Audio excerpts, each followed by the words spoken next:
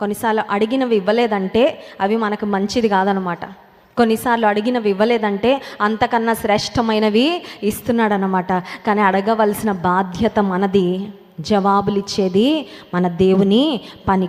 ఈ రాత్రికాల సమయంలో ఒకవేళ నీ కొరకు, నీ కుటుంబం కొరకు ఏ మనవులు ఉన్నాయో అవన్నీ చెప్పుకో దేవుని సన్నిధిలో. ఎందుకంటే ఆయన మన జీవితాలకు చాలినవాడు. ప్రతి పరిస్థితిలో ఆయన సహాయం చేయడానికి సిద్ధంగా ఉన్నాడు. ఆయన సహాయకర్త అయిన దేవుడు. Thank you lord. దేవానికి వందనాలయ్యా. పరిశుద్ధుడా, సర్వశక్తిమంతుడా, నీకు స్తోత్రము స్తోత్రము స్తోత్రం స్తోత్రం. అత్యున్నతమైన సింహాసనం నందు ఆసీనుడా నీకు స్తోత్రము. ప్రార్థన ఆలకించువాడా నీకు స్తోత్రమయ్యా.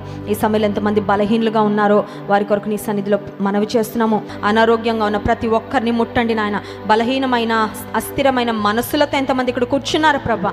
ఆత్మీయమైన స్థిరత్వము, మానసికమైన స్థైర్యము, ధైర్యము ప్రతి ఒక్కరికి ఇవ్వండి ప్రభా. నాయన ఈ రాత్రికాల సమయంలో ఆయన తన వాక్కును పంపి వారిని బాగు చేసిన వాగ్దానము ఇక్కడున్న ప్రతి ఒక్కరి పక్షంగా నెరవేర్చమని వేడుకుంటూ నీ కృప కొరకు మేము ఎదురు చూస్తున్నాం ప్రభా. నీ కృప కార్యాల కొరకు ఎదురు చూస్తున్నాం అయ్యా. నీ కనికరం కొరకు ఎదురు చూస్తున్నాం ప్రభా. దేవాను కనికరపడి బహుజన సమూహం నీ దగ్గరకు వచ్చినప్పుడు వారిలో నాయన ప్రతి ఒక్కరిని, బలహీనలను ప్రతి ఒక్కరిని ముట్టావు ప్రభా. ఇక్కడ ఎంతమంది అయితే వారి కుటుంబీకుల యొక్క ఆరోగ్యం కొరకు, క్షేమం కొరకు, సమస్యల కొరకు మొరపెట్టుకుంటున్నారు, ప్రతి ఒక్కరికి జవాబు దయచేయండి. ప్రతి కుటుంబ పక్షంగా మేలు చేయండి. ప్రతి ఒక్కరి జీవితంలో నీ ఆశ్చర్య కార్యములు మేము రుచి చూడగలిగినట్లు కృప చూపించమని వేడుకుంటూ ఘనత, మహిమ, ప్రభావములు మీ నామమునకు మాత్రమే చెల్లించుకుంటూ యేసుక్రీస్తు ప్రభువారి ఘనమైన శ్రేష్టమైన నామంలో ప్రార్థించి స్తుతించి దీన మనసు అడిగి వేడుకుంటున్నాం తండ్రి. ఆమేన్.